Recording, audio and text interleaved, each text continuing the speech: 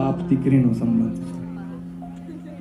અમારા સાહિત્યકાર નગીનદાસ સંઘવીએ કીધું કે દીકરો છે ને ગમે એવડો મોટો થઈ જાય પોતાના બાપનો બાપ ન બની શકે, પણ દીકરી છે ને થોડીક મોટી થાય એટલે બાપની માં બની જતી હોય છે, બાપની માતા બની જતી હોય છે.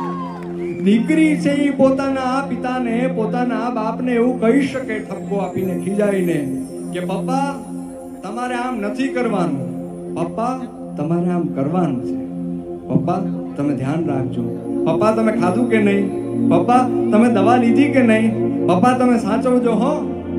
આવું જો કોઈ હકથી કહી શકે કોઈ વ્યક્તિને તો એ માત્ર ને માત્ર એની દીકરી કહી શકે, કારણ કે એ દીકરીની અંદર એ પિતાને પોતાની માતાની છબી દેખાવા માંડે છે, માની છબી દેખાવા માંડે છે.